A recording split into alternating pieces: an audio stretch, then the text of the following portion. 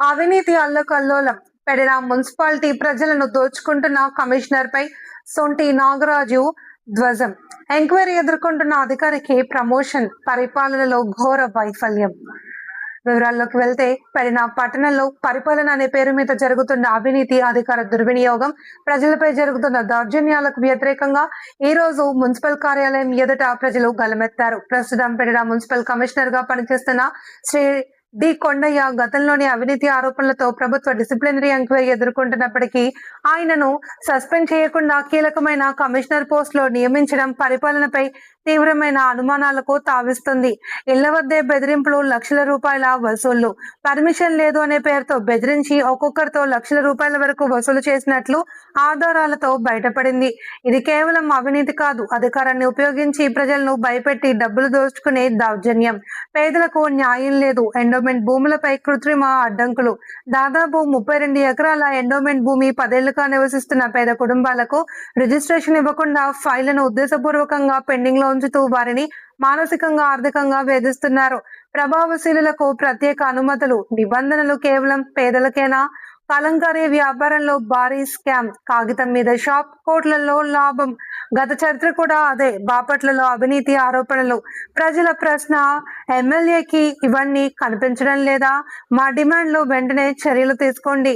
జిల్లా కలెక్టర్ కి ఇప్పటికే ఫిర్యాదు సమర్పించాము. తక్షణ చర్యలు తీసుకోకపోతే ఈ ఉద్యమాన్ని మరింత ఉధృతం చేసి ప్రజాస్వామ్య పద్ధతుల్లో పెద్ద ఎత్తున పోరాటం కొనసాగిస్తున్నాము అన్నారు. ప్రజల హక్కుల కోసం పోరాటం ఆగదు. అవినీతి అధికారులను వదిలిపెట్టము. ఏదైతే ఉందో డోర్ నెంబర్ ఇక్కడ 50 లక్షల రూపాయలు పెట్టి బట్టల కొట్టు పెట్టారంట. కమిషనర్ గారి భార్య పేరుతో, బినామీ పేరుతో బట్టల కొట్టు ఉందని చెప్పి ట్రేడ్ లైసెన్స్ తీసుకున్నారు. ఇక్కడ అంటే కమిషనర్ గా ఉండి దుర్వినియోగం చేస్తున్నారు. బినామీగా వాళ్ళ భార్య గారిని పెట్టుకుని ఇక్కడ ఒక 50 లక్షలు పెట్టి షాప్ పెట్టారంట. దీనికి లైసెన్స్ మళ్ళా టౌన్ ప్లానింగ్ ఆఫీసర్ గారు, శానిటరీ ఇన్స్పెక్టర్ గారు ఇచ్చిన లైసెన్స్ ఇది. ఇక్కడ బట్టల కొట్టు ఉందేమో చూడండి.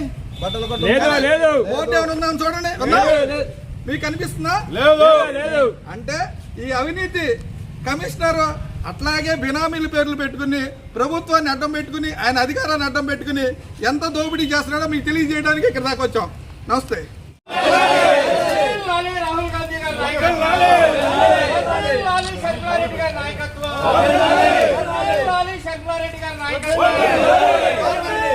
కాంగ్రెస్ పార్టీ, కాంగ్రెస్ పార్టీ, రాహుల్ గాంధీ గారి నాయకత్వం, శర్మారెడ్డి గారి నాయకత్వం.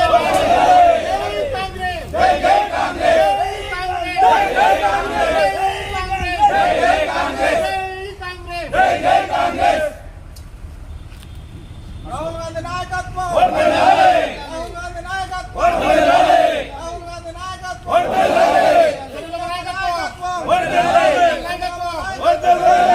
నాయకత్వం, దీనిపైన కలెక్టర్ గారికి కూడా ఆదా ఇస్తాను, అలాగే ప్రిన్సిపల్ సెక్రటరీ గారికి కూడా ఇస్తాను. ఇతను డిస్మిస్ చేయకపోతే ఈయన అవినీతి కమిషనర్ ఇక పెడన నియోజకవర్గంలో పనిచేయడానికి, అలాగే రాష్ట్రంలో ఎక్కడ పనిచేయడానికి వీల్లేదని కాంగ్రెస్ పార్టీ డిమాండ్ చేస్తుంది. ఇలాంటి అధికారుల్ని ప్రోత్సహిస్తే రాష్ట్ర వ్యాప్తంగా అవినీతిమయం అవుతుందని తెలియజేస్తున్నాం. అదేవిధంగా మరి పెడనలో ఏం జరిగిందో మరి లోపలికి వెళ్ళి అడిగారు. మా మతిన్ గారు, జిల్లా ప్రెసిడెంట్ గారు మాట్లాడతారు. ఇచ్చింది కాదు, ప్రిన్సిపల్ సెక్రటరీ గారు ఇతని మీద అవినీతి ఆరోపణలు వచ్చినాయి కాబట్టి ఇతని మీద యాక్షన్ తీసుకోమని జీవో ఇచ్చాడు. రెండోది, పెడన నియోజకవర్గంలో ఈయన వచ్చిన తర్వాత యథేచ్ఛగా బినామీ పేర్లతో, దొంగ సర్టిఫికెట్లతో వ్యాపారాలు లేకపోయినా ఉన్నాయని నిరూపిస్తున్నాడు. అలాగే గవర్నమెంట్ మోసం చేశాడు. దీని మీద క్రిమినల్ కేసులు కట్టాలి ఆయన పైన, అధికార దుర్వినియోగం పైన. అలాగే ఇంకోటి, ఇదిగోండి బిల్డింగ్, ఆయన బిల్డింగే. దీంట్లో వ్యాపారం ఉందో లేదో మీరే చూశారు. లేకపోయినా వ్యాపారం ఉన్నట్టు సృష్టించి గవర్నమెంట్ మోసం చేశాడు. అలాగే ఇగో ఈ బిల్డింగ్ చూడండి, సెట్ బ్యాక్ లేదని చెప్పి వీరి దగ్గర లక్షల పైగా లంచాలు నుంచి వారి దగ్గర నుంచి సెట్ బ్యాక్ లేవు, మీకు పర్మిషన్ లేదని లక్షల రూపాయలు వసూలు చేసిన ప్రాప్తి. త్వరలో ఇవన్నీ కూడా కలెక్టర్ గారికి ముందు ఉంచుతా. అలాగే ఇంకోటి కూడా 32 ఎకరాలు గవర్నమెంట్ భూమి, ఎండోమెంట్ భూమి. దీంట్లో ఎమ్మెల్యే గారి పాత్ర కూడా ఉంది. 40 సెంట్లు ఎమ్మెల్యే గారు ఆక్యుపై చేశారో, కొన్నారో. అక్కడ 3 స్టేర్లు బిల్డింగ్లు కడుతున్నారు. ఇప్పుడు వరకు పర్మిషన్ లేదు. 22 యాక్ట్ ప్రకారం నిన్న మొన్నటి దాకా దాని ప్రోబిట్లో ఉంటే ఈ రోజున ఆయన యథేచ్ఛగా పర్మిషన్లు ఇచ్చేసి లక్షల రూపాయలు సంపాదించిన కమిషనర్ ఎవరన్నా ఉన్నారంటే ఈయనే. మరి వీటన్నిటి మీద కలెక్టర్ గారికి నేను ఇచ్చిన వినతి పత్రం ఇదిగోండి. నిన్న పెడన్ రాకముందే నేను కలెక్టర్ గారిని కలిసి ఈయన భాగవతం అంతా కలెక్టర్ గారికి చెప్పడం జరిగింది. దీని మీద యాక్షన్ తీసుకోకపోతే కనుక ప్రిన్సిపల్ సెక్రటరీ దగ్గరికి వెళ్తా, కోర్టు నుంచి అయినా సరే ఆయన మీద ఎంక్వైరీ ఇద్దామని మేము తెలియజేస్తాం. కాంగ్రెస్ పార్టీ ఈ రోజు నుంచి పెడన్లో ఏ అవినీతి జరిగినా సహించేదే లేదు.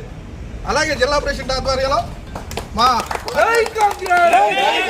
రాష్ట్ర బీసీసీఎల్ చైర్మన్ అయినటువంటి సంటి నాగరాజు గారి ఆధ్వర్యంలో పెడన్ నియోజకవర్గంలో ప్రధాన కూడళ్లలో కాంగ్రెస్ పార్టీకి సంబంధించిన కొన్ని ఫ్లెక్సీ బ్యానర్లు భారతదేశంలో రాజ్యాంగబద్ధ పదవిలో ఉన్నటువంటి కాబోయే భావి భారత ప్రధాని రాహుల్ గాంధీ గారికి, అదేవిధంగా మనందరి రాజన్న ముద్దుబిడ్డ షర్మిలమ్మ గారి యొక్క ఫ్లెక్సీ బ్యానర్లను ఏర్పాటు చేస్తే మరి అధికార పార్టీకి సంబంధించిన బ్యానర్లు వదిలేసి మరి చట్ట పరిధిలో పనిచేస్తున్నా, సక్రమంగా నేనే పనిచేస్తున్నా, ఈ రాష్ట్రంలో నేనే నెంబర్ 1 అన్న మాదిరిగా ఈ commissioner Pedana municipal commissioner Kondaiah గారి పరిస్థితి అలా ఉంది. ఎందుకంటే కాంగ్రెస్ పార్టీ బ్యానర్లు తీసేసి మరి తెలుగుదేశం బ్యానర్లు అటుపెట్టి ఈ నిబంధనలకు విరుద్ధంగా ఉన్నాయి, అది నిబంధనలకు అనుగుణంగా ఉన్నాయి అని వక్రభాష్యాలు చెప్పుకున్నటువంటి పనిలో తనకు తాను ఆత్మరక్షణలో పడినటువంటి కార్యక్రమాన్ని కళ్ళారా చూసాం. ఇక్కడ నిరసన తెలియజేశాం, అక్కడ ఫ్లెక్సీ బ్యానర్లకి పాలాభిషేకం చేశాం, కమిషనర్ గారి ఇంటిని చూసాం. లేనటువంటి దొంగ వ్యాపార కేంద్రంగా ఉన్నటువంటి వ్యాపారం లేనటువంటి బట్టలు కొట్టిని చూసాం. మరి కమిషనర్ గారిని మాట్లాడటం కోసం పోలీసు వారి అనుమతితో లోపలికి వెళ్ళాం. కమిషనర్ గారి ఛాంబర్లో జిల్లా అధ్యక్షులు అందే శ్రీరామూర్తి గారు, మచిలీపట్నం కోఆర్డినేటర్గా ఉన్నటువంటి నేను, గుడివాడ కోఆర్డినేటర్. ఈయన పెడన్ నియోజకవర్గంలో చేసిన అవినీతి మీద మీకు ఆధారాలు ఇవ్వడం జరిగింది. ఎవరైతే ఇప్పుడు వరకు చేసిన అవినీతి ఏదైతే ఉందో కమిషనర్ గారు వాళ్ళ ఇంటికి కూడా తీసుకెళ్ళడం జరిగింది. అక్కడ ఏమీ లేదు, ఒక వ్యాపారం ఉందని సృష్టించి అధికారాన్ని దుర్వినియోగం చేసి ఏ విధంగా కొత్త సర్టిఫికెట్లు ఇచ్చాడో చూపించారు. అది కాకుండా ఈయన బాపట్ల ఏం చేశాడు, బాపట్ల రాజు అనే ఇతనితో పాటు శానిటరీ ఇన్స్పెక్టర్ వీళ్ళిద్దరు కలిసి రోడ్డు మీద పంపుల దగ్గర తగాదా ఎలా అయితే ఉంటుందో అలా బాపట్ల కింద పడి డొల్లుకుని కొట్టుకున్న రోజులు మాకు తెలుసు. అలాగే ఈ పొద్దుటూరులో ఆయన ఏవేని స్కాములు చేశాడో అవన్నీ ఆధారాలతో సహా మీకు ఇస్తా. అలాగే కందుకూరు పిఎస్ ఈయన శానిటరీ ఇన్స్పెక్టర్గా ఉన్నప్పుడు ఒక స్వీపర్తో అక్రమ సంబంధం పెట్టుకుని ఏదైతే ఉందో వాళ్ళ భర్త చూసి ఆయన సూసైడ్ చేసి చనిపోయిన పరిస్థితి. ఎఫ్ఐఆర్ కందుకూరులో కమిషనర్ గారి మీద ఉందో లేదో మీరు ఎంక్వైరీ చేయండి.